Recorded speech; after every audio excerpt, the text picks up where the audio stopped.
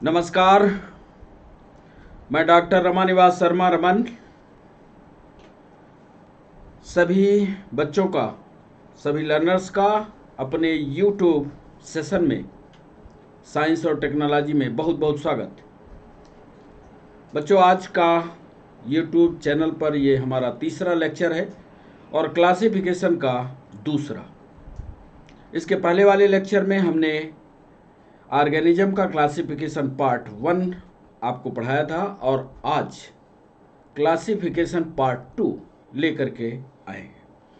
थोड़ा थोड़ा करके इसलिए पढ़ा रहे हैं कि हमने आपको पहले भी बताया था कि ये चैप्टर जो है क्लासिफिकेशन ऑफ एनिमल बड़ा भी है और थोड़ा कठिन भी है। थोड़ा थोड़ा करके आप पढ़ेंगे तो कॉम्पिटिटिव एग्जाम पर जो सवाल आते हैं उनको भी हमें डिस्कस करना होता है और आपको बताना होता है। इसलिए थोड़ा थोड़ा करके पढ़िए, आप थोड़ा थोड़ा करके उनके नोट्स बनाइए और फिर हमें आप कमेंट बॉक्स में उनके सवाल पूछिए, हम आपके प्रश्नों का जवाब करते रहेंगे। तो चैप्टर का नाम लिखते हैं बच्चों, क्लासिफिकेशन। Classification of organism. और आप हेडिंग अब डालेंगे पार्ट 2।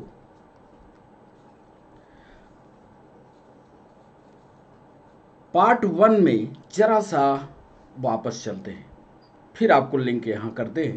पार्ट 1 में हमने क्यों क्लासिफिकेशन की ज़रूरत पड़ी ये हमने बताया। जीवों की संख्या बढ़ी, वैज्ञानिकों के सामने उनको अध्ययन करने की दिक्कत पड़ी, तो वैज्ञानिकों ने उनकी ग्रुपिंग की और यही क्लासिफिकेशन कहलाया। फिर उसका हमने हिस्टोरिकल अकाउंट दिया आपको कि कैसे कैसे वैज्ञानिकों ने किस किस सन में क्लासिफिकेशन या वर्गीकरण को किया। और आज जो बताने वाले हैं, जिसकी बात आपके सामने रखने वाले हैं, उन वर्गीकरण की पद्धतियों के बारे में विस्तार से बात करेंगे। तो आज हमारी आपकी बात जो होगी उस पर आपको ध्यान रखना है। आज हम बात करेंगे सिस्टम की, सिस्टम्स ऑफ क्लासिफिकेशन की। बड़ा इंपॉर्टेंट होगा और बहुत सारे ऑब्जेक्टिव सवाल कंपटीशन के लिए बनेंगे। कई कमेंट हमारे पास आए जिसमें कई बच्चों ने यह सवाल पूछा है कि सर और गहराई पर इन चैप्टर्स को लिया जाए। हमारी पूरी कोशिश है कि गहराई से भी गहराई पर उतर करके हम आपको क्लासिफिकेशन वाले चैप्टर को पढ़ाएंगे। इसलिए वक्त कई इसके हमको वीडियो आपको देने होंगे और कई वीडियो पर टुकड़े टुकड़े में हम आपको पढ़ाते चलेंगे। ध्यान आपको ये रखना है कि आप जब नोट्स इसके बनाएं तो क्रमिक बनाएं, प्रत्येक वीडियो को पूरा बाच करते हुए बनाएं, नहीं तो यदि बीच से उठाएंगे तो आपको समझ में नहीं आएगा। तो आज हम बात करेंगे सिस्टम ऑफ क्लासिफिकेशन की। और आपको बता दें कि सिस्टम ऑफ क्लासिफिकेशन जो ऑर्गेनिज्म का है उसके 4 सिस्टम थे।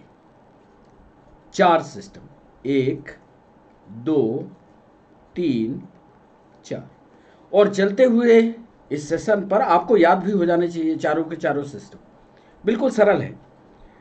पहला सिस्टम था 2 जगत का वर्गीकरण। 2 जगत का वर्गीकरण, या आप इसको अंग्रेजी में कहें तो 2 सिस्टम ऑफ क्लासिफिकेशन। अंग्रेजी वाले बच्चे भी इसको अपने ढंग से इसको तैयार कर सकते हैं। तो 2 जगत का वर्गीकरण। फिर इसके बाद बच्चों आया 3 जगत का वर्गीकरण।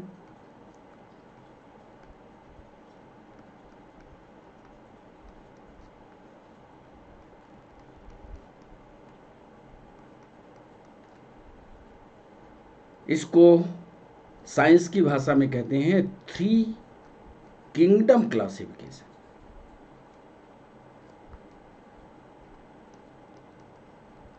हर तरीके से आपको लिख करके समझाने की हम कोशिश करते हैं। 3 सिस्टम ऑफ क्लासिफिकेशन कह सकते हैं, या 2 सिस्टम ऑफ क्लासिफिकेशन कह सकते हैं, या 2 किंगडम ऑफ क्लासिफिकेशन कह सकते हैं। फिर इसके बाद बच्चों आया 4 सिस्टम, 4 जगत का वर्गीकरण। इसी को आप कह सकते हैं 4 किंगडम क्लासिफिकेशन। और अंत में आया जो सर्वमान्य हुआ, उसको कहते हैं 5 जगत का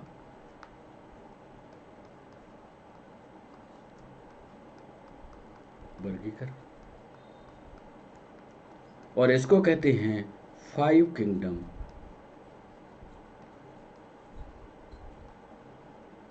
क्लासिफिकेशन।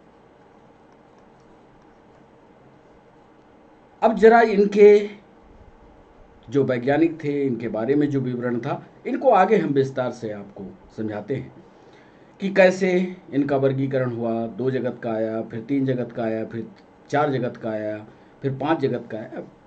एक साधारण सा सवाल सोच करके रखिएगा कि जैसे हम कहेंगे 2 जगत का वर्गीकरण, तो इसमें भी ऑब्जेक्टिव पूछे गए, 3 जगत पर भी ऑब्जेक्टिव पूछे गए, 4 जगत पर भी ऑब्जेक्टिव है, 5 जगत पर भी ऑब्जेक्टिव हैं। अब पूरे सेशन में आप देखिएगा कैसे ऑब्जेक्टिव निकल करके आते हैं कॉम्पिटिटिव एग्जाम में, उसको देखने की कोशिश करिएगा। आज इसी पर चर्चा है।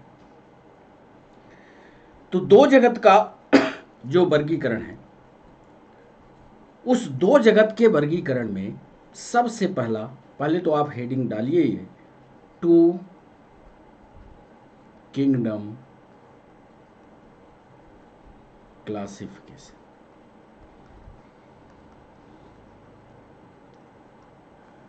टू किंगडम क्लासिफिकेशन को किसके द्वारा दिया गया, यह है ऑब्जेक्टिव।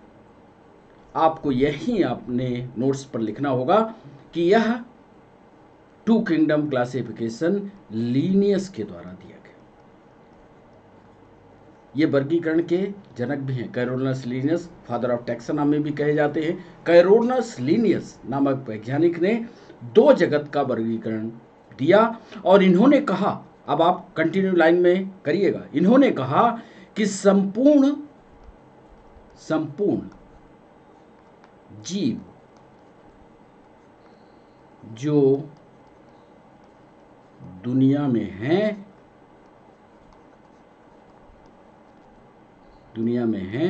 उन्हें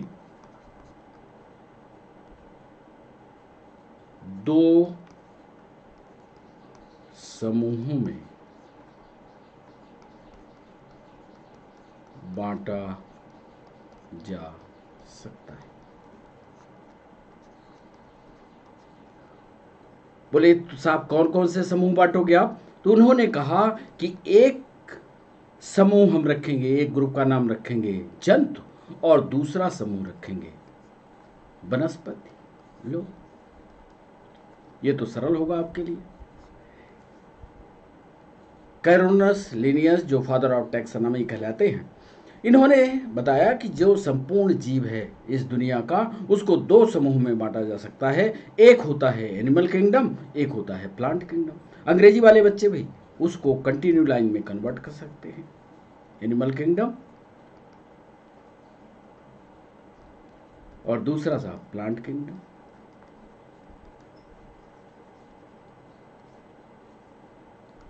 चलिए, ये 2 किंगडम क्लासिफिकेशन था।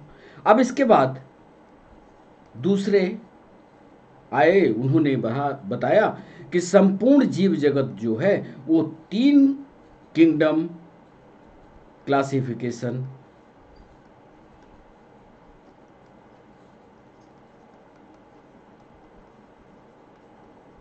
में हो सकता है, और वो कहने वाले वैज्ञानिक थे हीकल।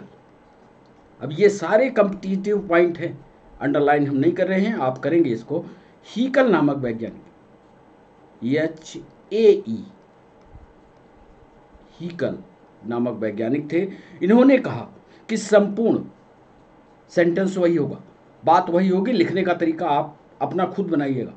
संपूर्ण जीव जो दुनिया में हैं उन्हें हम साथ 3 भागों में बांटेंगे। पहले तो अनुसरण किया उन्हीं का, जिनको कहा जंतु, दूसरे को कहा वनस्पति, और तीसरा नाम उन्होंने दिया प्रोटिस्ट किंगडम। याद करिएगा, प्रोटिस्ट नाम, किंगडम आगे जोड़िएगा, या जगत आप अपने से जोड़िएगा, प्रोटिस्ट जगत। तो ये आए 3 किंगडम लेकर के। एक और वैज्ञानिक आते हैं जो 4 किंगडम की बात करते हैं।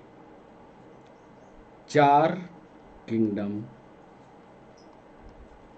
क्लासिफिकेशन। अब यदि हम आपसे पूछे इसी ऑब्जेक्टिव बना करके कि ये बताओ कि जीवों के वर्गीकरण में 4 किंगडम क्लासिफिकेशन किसने दिया, तो ये ऑब्जेक्टिव बहुत खूबसूरत ऑब्जेक्टिव बनेगा, पर जो गहराई से पढ़े होगा वही बता पाएगा। तो 4 किंगडम क्लासिफिकेशन एक वैज्ञानिक हैं जिनका नाम है कोपलैंड। कोपलैंड नामक वैज्ञानिक, अंग्रेजी में भी इनका कोपलैंड ये नाम है वैज्ञानिक का। इन्होंने इनको 4 कहा। तो बोले कौन कौन से 4 करोगे आप, तो बोले पहला तो हम जंतु करेंगे, ठीक है। दूसरा हम उसको वनस्पति में बांटेंगे, जितने भी संसार के जीव होंगे। तीसरा उन्होंने कहा प्रोटिस्ट में, जैसा व्हीकल साहब कह रहे हैं, प्रोटिस्ट जगत करेंगे। और चौथा हम जो ग्रुप या जो समुदाय रखने जा रहे हैं उसका नाम हम, यहां थोड़ा सा सुधारना होगा बच्चों, ये प्रोटिस्ट जगत जो है ये कोपलैंड का है, इसको सुधारिएगा। इसको इन्होंने मोनेरा जगत कहा, इसको मोनेरा जगत कहा है। तो यहां पर मोनेरा और चौथे को मोनेरा कहा और तीसरा प्रोटिस्ट हो जाए। अब आपके समझ में आ गया है, तो इसको यहां से काट लीजिएगा।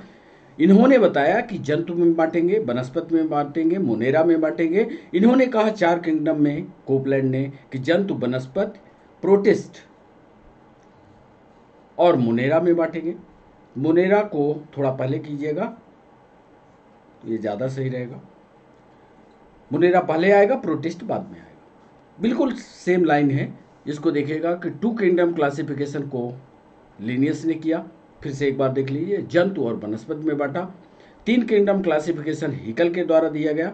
हीकल ने जंतु, वनस्पति और मोनेरा में बांटा।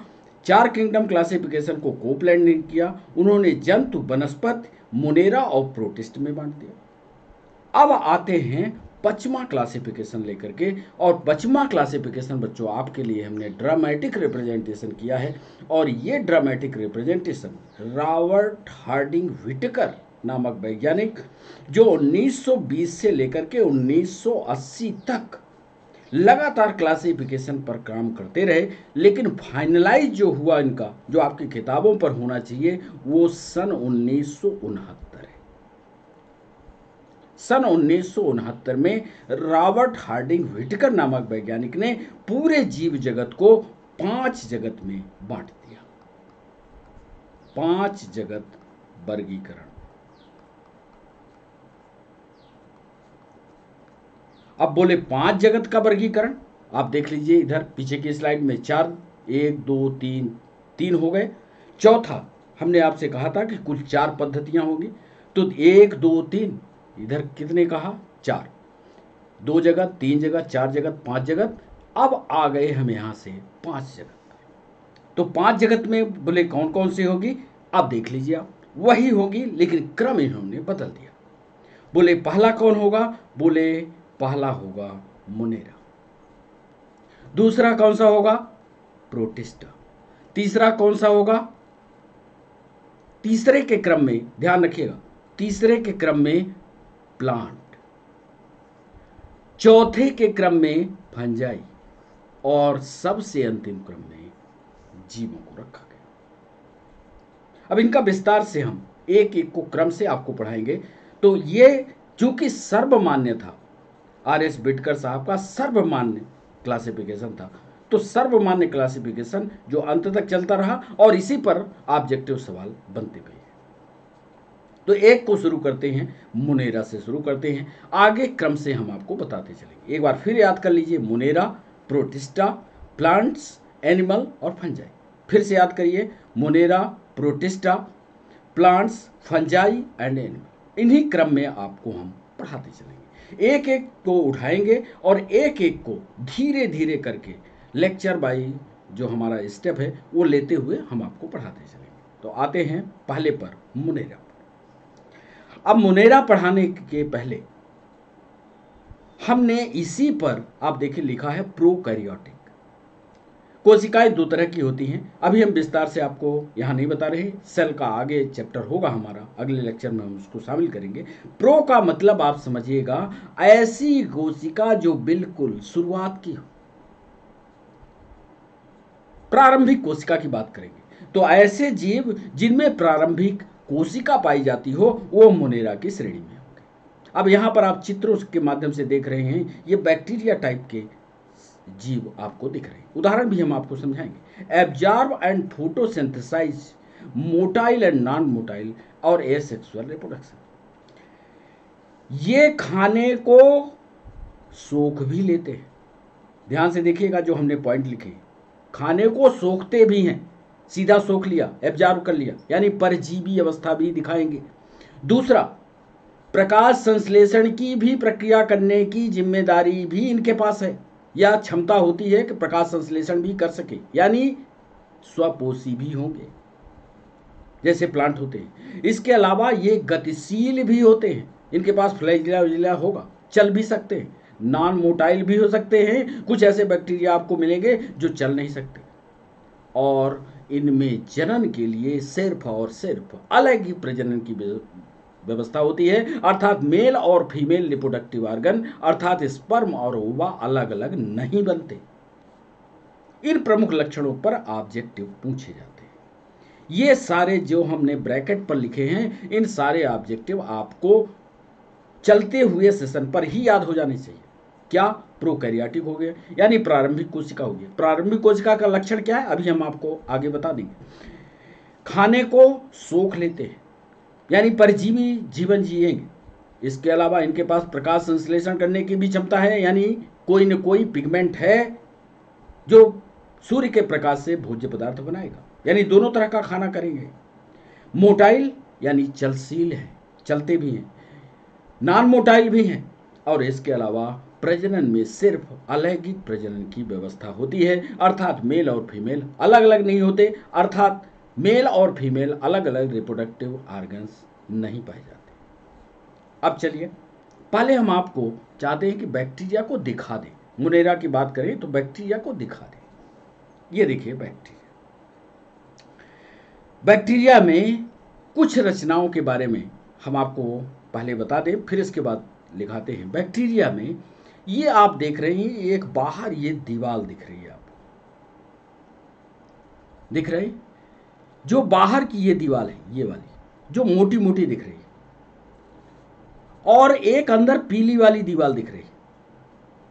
ये जो बाहर की दीवार मोटी वाली दिख रही है, इसको दीवाल कहते हैं। दीवाल, दीवाल को बायोलॉजी की भाषा पर जाओगे तो सेल वॉल बोलते हैं। फिर इस मोटी दीवाल के, ध्यान से देखना, इस मोटी दीवाल के अंदर एक पीली वाली जो दीवार आपको दिख रही है, एक झिल्ली जैसी रचना दिख रही है, ये कहलाती है सेल मेम्ब्रेन, या इसको हिंदी में कोशिका झिल्ली कहते हैं। सही है, ये दीवाल है। दीवाल मतलब मोटी, जैसे घर की दीवाल होती है, दीवाल माने मोटी संरचना, और उस मोटी संरचना के अंदर एक पतली झिल्ली। अब आपसे हम पूछे कि आपके शरीर में बाहर दीवाल होती है आपकी कोशिका में कि झिल्ली होती है, तो आप तुरंत बता दोगे साहब हमारी तो चमड़ी जो बाहर कोमल है, अर्थात आपके शरीर में बाहर की तरफ या कोशिका में दीवार नहीं है। आप तुरंत कह देना साहब मनुष्य की कोशिका में या जीवों की कोशिका में कोई दीवार नहीं होती। और यही लक्षण इनको कंफ्यूज करता है कि बैक्टीरिया को प्लांट में शामिल किया जाए कि एनिमल में शामिल किया जाए। इस पर विस्तार से आगे के लेक्चर में हम शामिल करेंगे और कुछ समझाएंगे। तो कोशिका झिल्ली यहां पर है। अब इस कोशिका झिल्ली के अंदर देखिए ये सारी व्यवस्थाएं। अब इन सारी व्यवस्थाओं में राइबोसोम है, साइटोप्लाज्म है।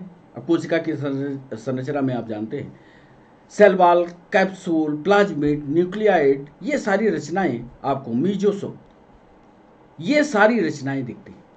मीजोसोम अभी पीएससी की परीक्षा में कुछ दिनों पहले पूछा गया है। मीजोसोम पाए जाते हैं बैक्टीरिया में। इन मीजोसोम का काम क्या होता है, क्या आपको पता है? मीजोसोम का काम होता है श्वसन। याद करिएगा, ऐसे गंभीर सवाल कॉम्पिटिटिव एग्जाम में पूछता है। मीजोसोम का काम होता है रेस्पिरेशन। ऐसे जब बैक्टीरिया को विस्तार से हम आपको समझाएंगे तो सारे बाकी का काम आप जानते हो। पेल्स क्या करेगा, फ्लैजिला क्या करेगा, बस आप चलने का काम करेगा, मूवमेंट के लिए आए। साइटोप्लाज्म में जो ऑर्गेनेल्स होंगे एनर्जी देने का काम करेंगे। इसमें न्यूक्लियाइड होता है, न्यूक्लियस नहीं दिख रहा है। आप जानते हो कि यदि कोशिका की संरचना बनाए तो बीच में एक केंद्रक होता है, इसकी दीवार होती है, केंद्रक की ये दीवार है। साइटोप्लाज्म भरा होता है, इसके अंदर डीएनए, क्रोमोसोम ये सब पाए जाते हैं। लेकिन यहाँ ऐसा कुछ नहीं है। इसीलिए तो कहा कि ये प्रारंभिक कोशिका है। इसी शब्द को प्रोकैरियोटिक कहते हैं। और यदि ऐसा है, न्यूक्लियस बिल्कुल सेंटर में है, सब कुछ व्यवस्थित आपको दिखता है, न्यूक्लियर मेम्ब्रेन दिखती है, तो इसको कहते हैं यूकैरियोटिक।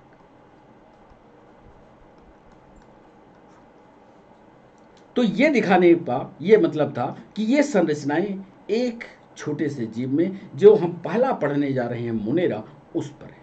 अब चलिए मुनेरा की बात करें। क्लासिफिकेशन आपको आर.एच. बिटकर के 5 बता दिया, उसमें पहला पार्ट जो है वो मुनेरा का है। मुनेरा की विशेषताएं बता दें। मुनेरा की प्रमुख विशेषताएं जो ऑब्जेक्टिव सवालों में, जो पीएससी में, जो यूपीएससी में, एसआई में पूछी जाती हैं, कौन कौन सी वो बातें हैं, वो हम आपको शामिल करके बताते हैं। आइए मुनेरा से शुरू करते हैं।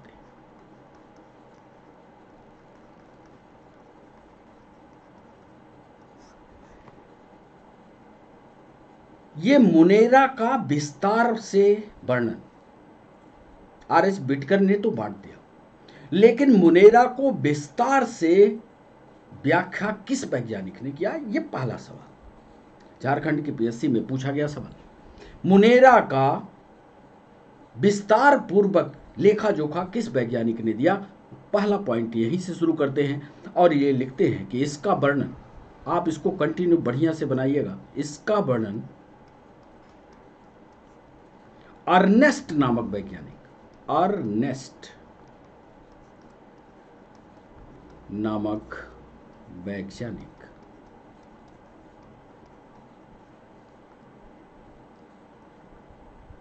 ने 1866 में किया। ये पहला पॉइंट। दूसरा, तो मुनेरा में वही जीव आएंगे जो प्रोकैरियोटिक होंगे। तो दूसरी लाइन ये भी लिख ले, एक कोशिकीय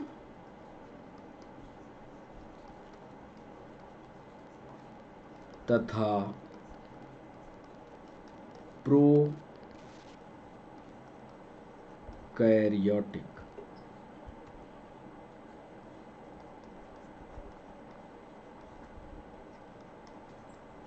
जीव आते हैं।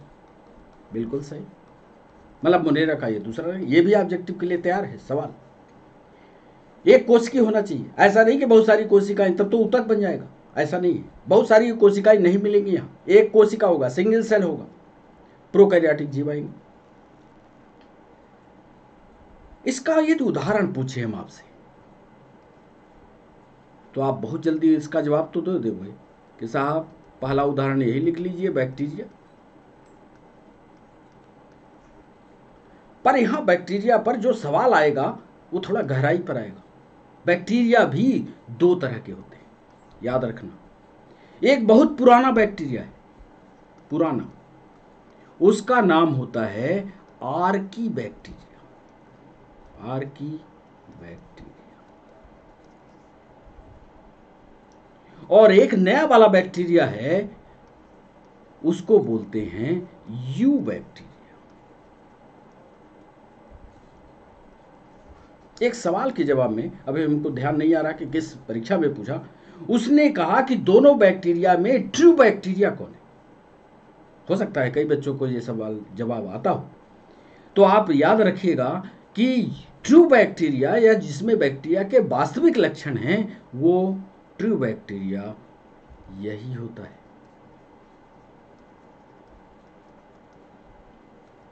यानी आर्की बैक्टीरिया को ट्रू बैक्टीरिया, ये बहुत प्राचीनतम बैक्टीरिया है और बहुत पुराने, जब बैक्टीरिया की खोज हुई थी तो सबसे पुराने बैक्टीरिया आर्की बैक्टीरिया में चले गए, यू बैक्टीरिया ट्रू बैक्टीरिया कहलाते हैं। तो दूसरा एक ऑब्जेक्टिव। अगला एक पॉइंट, बहुत महत्वपूर्ण पॉइंट, चौथा। अभी हमने आपको दिखाया कि वहां दीवार है बाहर बैक्टीरिया के चारों तरफ, लिखेंगे cell wall is there, cell wall is there. ओ अंग्रेजी में हो गया, कोई बात नहीं। आप लिखिएगा कि कोशिका भित्ति होती है, कोशिका भित्ति होती है, सेल वॉल इज देयर, कोशिका भित्ति होती है। तो क्या लिखें, कोशिका झिल्ली भी होगी, बिल्कुल होगी, कोशिका झिल्ली भी होती है, कोशिका झिल्ली भी होती है। लेकिन यदि यह पूछा जाए कि नाभिकीय झिल्ली या न्यूक्लियर मेम्ब्रेन है क्या, आपका जवाब न्यूक्लियर मेम्ब्रेन या नाभिकीय झिल्ली नहीं होती। क्यों? कि प्रोकैरियोटिक है। प्रोकैरियोटिक में नाभिक का अता पता नहीं होता। नाभिक के सारे गुण लक्षण तो सब हैं, लेकिन सब वो साइटोप्लाज्म में बिखरी हुई अवस्था में पाए जाते हैं, दीवार होती ही नहीं, तो नाभिकीय झिल्ली नहीं होगी। ये ऑब्जेक्टिव का सवाल कि प्रोकैरियोटिक सेल या बैक्टीरिया में क्या नाभिकीय झिल्ली होती है, आप तुरंत जवाब दीजिएगा नहीं होती। और आपने कभी यदि आपने सेल पढ़ा होगा तो आपने देखा होगा कि बीच में ये नाभिक, और नाभिक के अंदर एक छोटा नाभिक का बच्चा दिखता है। आप इसको सेल बोलते हो, इसको न्यूक्लियस बोलते हो, और इसको जो बच्चा है उसको क्या बोलते हो, न्यूक्लियोलस, या हिंदी में इसको केंद्रिका बोलते हैं। एक सवाल में ये पूछा गया कि क्या बैक्टीरिया में या बैक्टीरिया की कोशिका में न्यूक्लियोलस होता है। आपका जवाब, जिन बच्चों को पता होगा तो वो लिखेंगे केंद्रिका, न्यूक्लियोलस। अब्सेंट, नहीं होता, क्योंकि जब नाभिक का ही अता पता नहीं है तो न्यूक्लियोलस होने का सवाल ही नहीं। चलिए, इन सवालों को हमने आपके पेपर से जो आए थे उनको कलेक्ट किया, फिर उन्हीं बिंदुओं पर हमने ये लेक्चर को तैयार किया। एक और महत्वपूर्ण पॉइंट, यदि आपसे पूछा जाए कि बैक्टीरिया कहां पाए जाते हैं, तो आज पता कर लीजिएगा, ये सर्वव्यापी है। कहीं भी आप जाओगे बैक्टीरिया आपका साथ नहीं छोड़ेगा। जमीन के अंदर गड्ढा खोद लो, चले जाओ, तब भी बैक्टीरिया आपको छोड़ेगा नहीं। यदि बैक्टीरिया है तो रहेगा, जाएगा नहीं। सर्वव्यापी, याद रखिएगा, सर्वव्यापी। एक सवाल का जवाब और यही दे दें कि बैक्टीरिया कितने प्रकार के होते हैं। 5वां पॉइंट, कई बच्चों के पास सवाल होंगे इसके कि बैक्टीरिया जो होते हैं वो 7 प्रकार के होते हैं।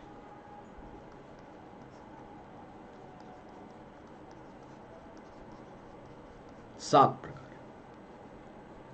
जिसमें से एक एक को लिखे देते हैं। कोकस,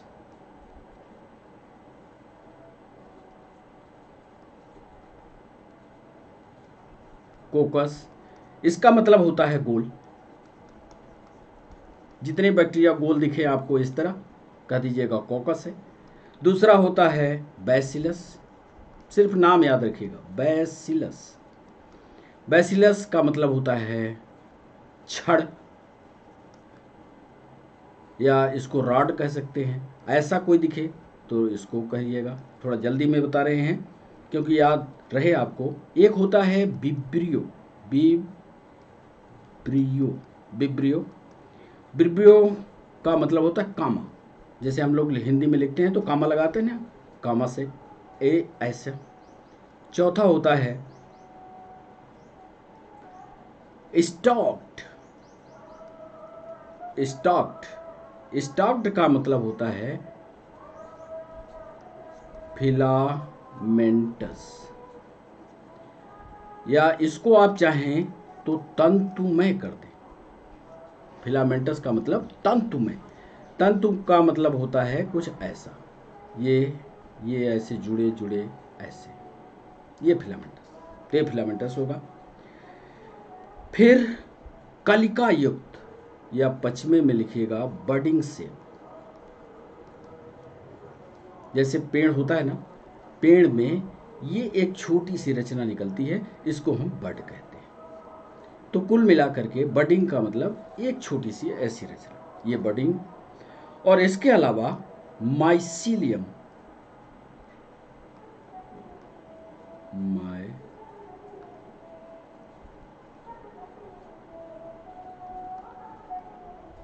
माइसीलियल। माइसीलियल का मतलब होता है जैसे ये हुए और ये हुए, ये कहलाते हैं माइसीलियल।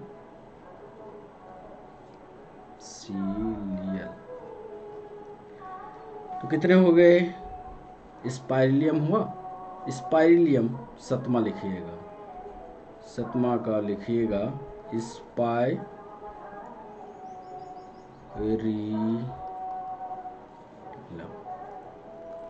मतलब ऐसा ऐसा। यदि ऐसा आपको दिखता है तो ये स्पाइरिलियम। तो 7 सिर्फ नाम याद रखिएगा कि बैक्टीरिया जो होते हैं वो 7 प्रकार के होते हैं, जिनको क्रमशः कॉकस कहते हैं, बैसिलस कहते हैं, विब्रियो कहते हैं, स्टॉक्ड कहते हैं, बडिंग कहते हैं, माइसीलियल कहते हैं, स्पाइरिलियम कहते हैं। फिर एक बार पढ़िएगा, कॉकस कहते हैं, बैसिलस कहते हैं, विब्रियो कहते हैं, स्टॉक्ड कहते हैं, बडिंग कहते हैं, और माइसीलियल कहते हैं, स्पाइरिलियम कहते हैं। इनकी संरचना जाइएगा कि इनकी संरचना आपकी किताबों में ये मिल जाएगा कि कैसी संरचना होते हैं। किताब को पलटाएंगे तो देखने में ये सब कुछ आपको मिल जाएंगे। अब जो ऑब्जेक्टिव के लिए इंपॉर्टेंट सवाल हैं उनको जल्दी से आपको बता दें। कौन कौन से सवाल याद रखिएगा कि बैक्टीरिया की सेल वॉल, ध्यान से, बैक्टीरिया की कोशिका भित्ति, कोशिका भित्ति, कोशिका भित्ति काइटिन की बनी होती है, काइटिन की बनी होती है। जबकि एक सवाल ये हो सकता है, ये सवाल तो पूछा गया है कि ये बैक्टीरिया की जो कोशिका भित्ति या सेल वॉल होती है वो किसकी बनी होती है? आपका जवाब आएगा काइटिन की बनी होती है। लेकिन एक सवाल ये भी पूछ सकता है कि कोशिका भित्ति तो आपने बता दी, साहब कोशिका झिल्ली को बताओ। कोशिका झिल्ली, कोशिका झिल्ली को बताओ। तो कोशिका झिल्ली पर याद रखिएगा कि ये कोमल होती है और यह बनी होती है प्रोटीन, प्रोटीन और फास्फोलिपिड की, फास्फोलिपिड की। ये सवाल पूछा जा सकता है कि बैक्टीरिया की कोशिका भित्ति तो काइटिन की बनी होती है, लेकिन कोशिका झिल्ली उसकी काहे की बनी होती है? तो याद रखिएगा, प्रोटीन और फास्फोलिपिड की बनी होती है। ये दोनों सवाल जरूर ऑब्जेक्टिव में पूछे जाते हैं। एक और सवाल, ये मृतोपजीवी है, मृतोपजीवी है, मृतोपजीवी, या अंग्रेजी में इसको सैप्रोफाइट कहते हैं, सैप्रोफाइट्स कहते हैं, जो मुर्दे पर आश्रित हो। यानी जब कोई आदमी मर जाए, कोई जीव मर जाए और उस पर से अपना भोजन ग्रहण करें, तो उसको कहते हैं मृतोपजीवी, या मृत्यु के उपरांत जो आक्रमण मृतोपजीवी होते हैं। मृतोपजीवी भी मिलते हैं आपको बैक्टीरिया। ऐसा नहीं कि सिर्फ मृतोपजीवी हो बैक्टीरिया से मरे पर ही आक्रमण करेंगे, ऐसा नहीं है। ये मृतोपजीवी भी हैं, सहजीवी हैं। सहजीवी यानी सिम्बियोटिक है, सिम्बियोटिक है, ये सिम्बियोटिक भी है, मतलब आधे आधे का सौदा भी करेंगे। ये भी ध्यान रखिए, आप इनको एक हाथ देंगे, दूसरा हाथ आपकी मदद के लिए फैलाएंगे, सिम्बियोटिक भी है। और तीसरा, ये परजीवी भी होते हैं। परजीवी को अंग्रेजी में पैरासाइट कहते हैं। तीनों तरह के गुण तीनों अवस्थाओं में ये मृतोपजीवी, सहजीवी, परजीवी अर्थात तीनों अवस्थाएं दिखाते हैं। पैरासाइट उनको कहा जाता है, परजीवी उनको कहा जाता है जो जिस पर आश्रित हो उसका ध्यान न रखें, मतलब तब तक उसको निपटाएं, तब तक उसको खाएं जब तक वो निपट ना जाए। उस पर ध्यान नहीं रखते कि ये कल को समाप्त हो जाएगा तो हम क्या करेंगे, वो कहलाते हैं परजीवी। तो सैप्रोफाइट हो सकते हैं, सिम्बियोटिक हो सकते हैं, पैरासाइट हो सकते हैं, तीनों अवस्थाएं इन पर पाई जाती हैं। तो एक ये सवाल। एक और सवाल जो हमने देखा कि पूछा गया है, कुछ बैक्टीरिया में ये पाया जाता है, कुछ बैक्टीरिया मीथेन का निर्माण करते हैं। वो बैक्टीरिया फार्मिक अम्ल, याद करिएगा, फार्मिक अम्ल और कार्बन डाइऑक्साइड से मिलकर CH4 का निर्माण करते हैं। कुछ बैक्टीरिया हैं, वो बैक्टीरिया आप देख लीजिएगा, कई ऐसे बैक्टीरिया हैं जो फार्मिकल और कार्बन डाइऑक्साइड से रिएक्ट करके मीथेन का निर्माण करते हैं। ये इसी में पाई जाती है। एक रचना और हमने बताई थी, आपको याद होगा, चित्र उधर जब दिखा रहे थे तो एक रचना और बनाई थी, फिर से उस रचना को आपको दिखा दें। इस रचना में ये रचना हमने बनाई थी, ये आपके ऑब्जेक्टिव में पूछा गया, क्योंकि जब हम आपके लेक्चर तैयार करते हैं तो पिछले 5 से 10 साल के पेपर को देखते हैं, चाहे PSC का हो, UPSC का हो, SI का हो, PNST का हो, किसी का हो, सबका पेपर देखते हैं। उसने पूछा था कि मीजोसोम का काम बैक्टीरिया में क्या है। उसी लाइन को यहाँ भी हम चाहते हैं कि आप लिख लें कि मीजोसोम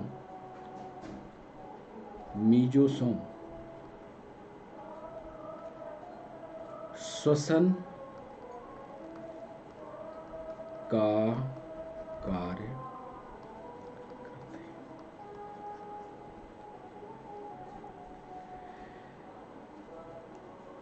और एक महत्वपूर्ण पॉइंट जो आपके, यदि आप साइंस वाले रहे होंगे तो साइंस में 2 शब्द आते हैं, उन 2 शब्दों को हम और बताना जरूरी समझते हैं।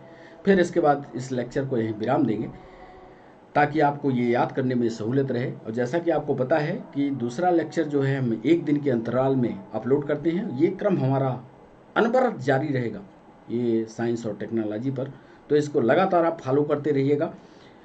अंतिम पॉइंट इसका एक और बता दें आपको कि आपने अक्सर बैक्टीरिया को पढ़ते समय ये पढ़ा होगा ग्राम पॉजिटिव बैक्टीरिया और एक पढ़ा होगा ग्राम निगेटिव बैक्टीरिया।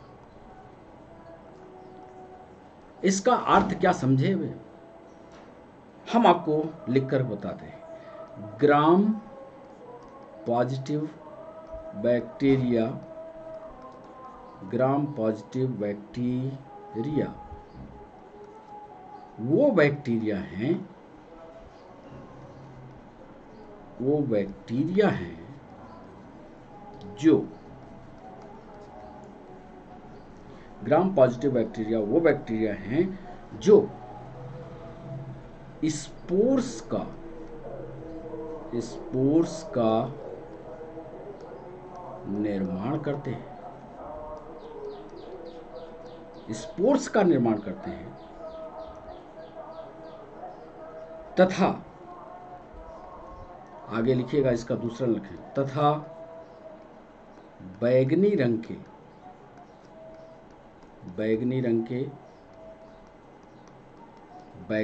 होते हैं, बैगनी कलर के होते हैं।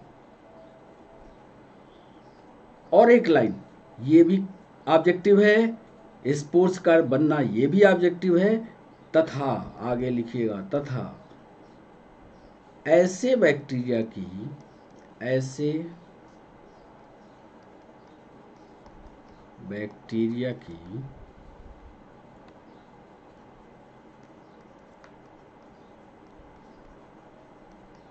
कोशिका भित्ति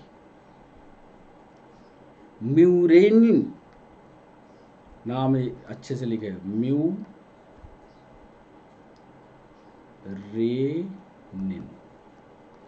नामक रासायनिक पदार्थ की बनी होते हैं। तो इतना ऑब्जेक्टिव आप पढ़िएगा बैक्टीरिया के संबंध में, और बहुत सारे ऑब्जेक्टिव अभी बैक्टीरिया से निकलेंगे या मुनेरा के ग्रुप से आएंगे। उदाहरण तो हमने बताया है आपको, उदाहरण न याद आ रहा हो तो एक बार और उदाहरण आपको बता दें। इसके प्रमुख उदाहरण हैं, अगले पन्ने में कर देते हैं। इसके मुनेरा के प्रमुख उदाहरण हैं। एक तो बैक्टीरिया, जितने भी बैक्टीरिया हैं, बहुत सारे बैक्टीरिया के नाम आप जानते होंगे, जितने भी बैक्टीरिया हैं सब इसमें आएंगे। एक और आएगा ब्लू ग्रीन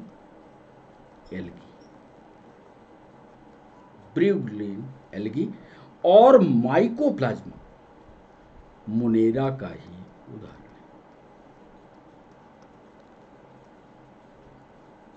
ये प्रमुख उदाहरण है। तो इस तरह से इतना पढ़िएगा। अब इसके बाद जब हम अगला सेशन लेकर के आएंगे तो अभी वो ऑब्जेक्टिव कलेक्ट करने की वो जानकारी आपको लेकर के आएंगे कि इकोनॉमिक इंपॉर्टेंस पर, इकोनॉमिक इंपॉर्टेंस ऑफ बैक्टीरिया पर, बैक्टीरिया का क्या है, इसको आगे कंटिन्यू करेंगे और फिर अगले ग्रुप या अगले किंगडम यानी प्रोटिस्टा की बात करेंगे। तो आज के सेशन में आपने क्या क्या पढ़ा ये एक बार बैक करके हम आपको दिखा दें। ग्राम पॉजिटिव ग्राम नेगेटिव समझा, बैक्टीरिया की जो कोशिका भित्ति होती है जो ग्राम पॉजिटिव होते हैं उनमें म्यूरेनिन नामक रासायनिक पदार्थ की बनती है। ये सारे बहुत महत्वपूर्ण और गूढ़ ऑब्जेक्टिव हैं। बैक्टीरिया तीनों रूपों में है, सेप्रोफाइट है, सिम्बायोटिक है, पैरासाइट है, तीनों अवस्थाओं में पाया जाता है। मेसोसोम जो होते हैं वो श्वसन का कार्य करते हैं। फार्मिक अम्ल और कार्बन डाइऑक्साइड मिलकर के मीथेन का निर्माण करते हैं। बैक्टीरिया की जो सेल वॉल होती है वो काइटिन की बनी होती है। बैक्टीरिया 7 प्रकार के होते हैं, 7 coccus, bacillus, vibrio, stalk, budding, mycelial, spirillum, ये सब यहाँ लिस्ट हमने दी। इसके बाद मोनेरा ग्रुप का विस्तार पूर्वक जानकारी अर्नेस्ट नामक वैज्ञानिक ने 1866 में किया। बैक्टीरिया के 2 रूप हैं, पुराना बैक्टीरिया, नया बैक्टीरिया है। सेल वॉल इसमें पाई जाती है, कोशिका झिल्ली पाई जाती है। इसमें जो सेल वॉल होती है वो किसकी बनी होती है, सेल मेम्ब्रेन जो होती है किसकी बनी होती है, ये सारा डिस्कशन आज के सेशन पर रहा। बैक्टीरिया का हमने आपको चित्र बताया है कि बैक्टीरिया कैसा दिखता है, क्या काम इसके ऑर्गन्स के होते हैं। इसके अलावा सबसे जो सर्वमान्य क्लासिफिकेशन था उसका विस्तार से हमने वर्णन किया है 1920 से 1980 तक। ये वैज्ञानिक रॉबर्ट हार्डिंग बिटकर लगे रहे और 1969 में इनका सर्वमान्य क्लासिफिकेशन आया, जिसको हम लोग पढ़ रहे हैं। 5 पदों वाला ये है।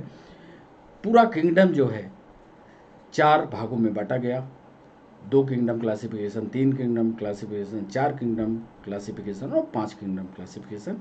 तो आज के इस पूरे सेशन में हमने क्लासिफिकेशन का दूसरा सिस्टम ऑफ क्लासिफिकेशन से शुरू किया था। तो पूरे सिस्टम में हमने ये आपको पूरे सेशन पर बताया।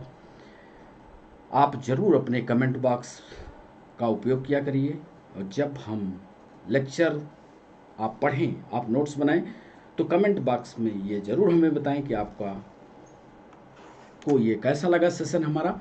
और दूसरी बात ये ज़रूर ध्यान रखें कि चूँकि यूट्यूब पर हैं, हम लाइव नहीं हो पा रहे हैं अभी। हम जितना जल्दी सब्सक्रिप्शन हमारा बढ़ जाएगा उतना जल्दी हम आपसे सीधा लाइव हो जाएंगे, और जब लाइव हो जाएंगे तो आपके प्रश्नों को सीधा सवाल, जितने सवाल आप पूछते रहोगे उतने का जवाब देते चलेंगे। तो आज के इस पूरे सेशन को यहीं पर समाप्त करते हैं। अगला सेशन 1 दिन के अंतराल के बाद फिर आएगा, जिसमें इकोनॉमिक इम्पोर्टेंस ऑफ बैक्टीरिया लेकर के हम आएंगे। और इकोनॉमिक इम्पोर्टेंस को पढ़िएगा, उसमें बहुत सारे ऑब्जेक्टिव उसमें बनते हैं, उन सारे ऑब्जेक्टिव को हम अलग करेंगे। तो आपका सभी लर्नर्स का बहुत बहुत शुक्रिया। नमस्कार, बाय बाय।